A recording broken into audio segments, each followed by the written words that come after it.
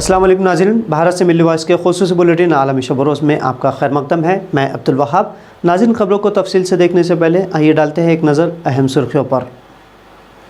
मुर्तिद वसीम रिजवी को फिर से खानी होगी जेल की हवा। 2 सितंबर को खुद सुपुर्द होने सुप्रीम कोर्ट ने दी हिदायत। आज़ादी के बाद से अब तक मोदी हुकूमत मुल्क की सबसे बदउनवान हुकूमत। दिल्ली चीफ मिनिस्टर अरविंद केजरीवाल ने बीजेपी पर किया हमला। कांग्रेस से आज़ाद हुए गुलाम ने नरेंद्र मोदी को बताया इंसानियत नवाज, कहा खुश्क मिजाज नहीं मोदी।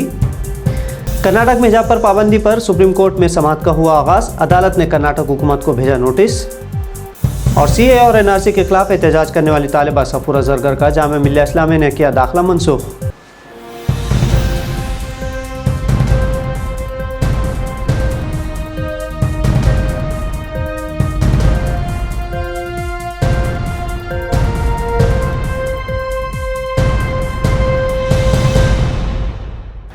सुप्रीम कोर्ट ने पीर के दिन जितेंद्र त्यागी उर्फ वसीम रिजवी को, जो हरिद्वार धर्म संसद केस का मुलजिम है, 2 सितंबर को सरेंडर हो जाने की हिदायत दी है।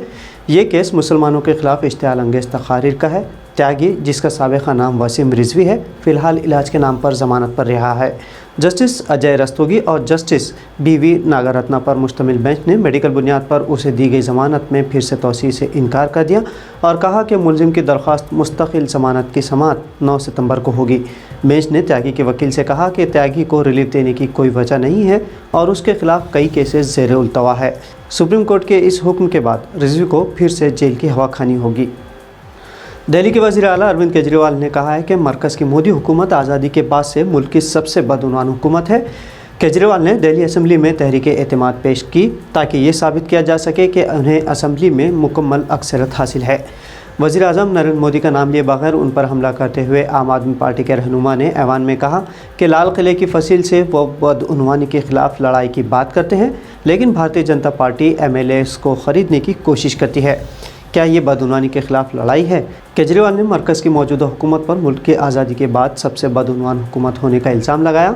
केजरीवाल ने कहा कि दिल्ली में बीजेपी का ऑपरेशन लोटस नाकाम हो गया है क्योंकि आम आदमी पार्टी के MLAs में से हर एक को 20 करोड़ रुपए की पेशकश के बावजूद बीजेपी उनके एक भी MLAs को नहीं खरीद पाई। कांग्रेस से इस्तीफ़ा देने के चंद दिन बाद गुलाम नबी आज़ाद ने वज़ीर आज़म नरेंद्र मोदी की दिल खोलकर तारीफ़ करते हुए मोदी को इंसानियत नवाज शख्सियत करार दिया।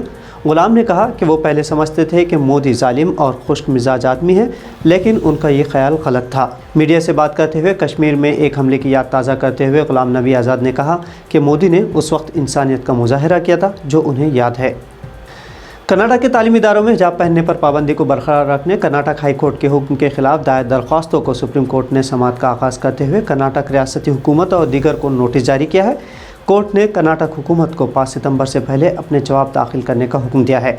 इससे पहले 15 मार्च को कर्नाटक हाई कोर्ट के चीफ जस्टिस ऋतुराज अवस्थी की सरबराही वाली 3 जजों की बेंच ने हिजाब पर पाबंदी बरकरार रखते हुए मुस्लिम लड़कियों की दरख्वास्त को खारिज कर दिया था।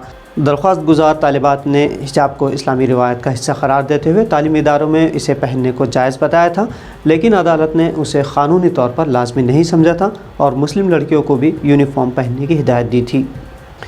CA और NRC के खिलाफ शाहीन बाग में हुकूमत के खिलाफ पुरजोर एहतजाज करने वाली तालिबा सफूरा जरगर, जिस पर दिल्ली पुलिस ने दिल्ली दंगों में शामिल होने का इल्ज़ाम लगाया था, अब जामिया मिल्लिया इस्लामिया ने उसका थेसिस यानी मकाला रोक कर दाखिला मनसूख कर दिया है। सफूरा जामिया मिल्लिया इस्लामिया से सोशियोलॉजी में MPhil कर रही थी। यूनिवर्सिटी ने एलामे में कहा कि सफूरा ने MPhil का मकाला 5 सेमेस्टर का मुकर्ररा वक्त में दाखिल नहीं किया, इसलिए 22 अगस्त से सफूरा का रजिस्ट्रेशन मनसूख माना जाएगा।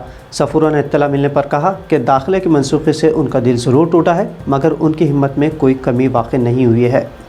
तो नाज़रीन, मिल्ली वॉइस के आलमी शब रोज़ बुलेटिन में आज इतना ही। मज़ीद खबरों के लिए मिल्ली वॉइस चैनल को सब्सक्राइब करना ना भूलें।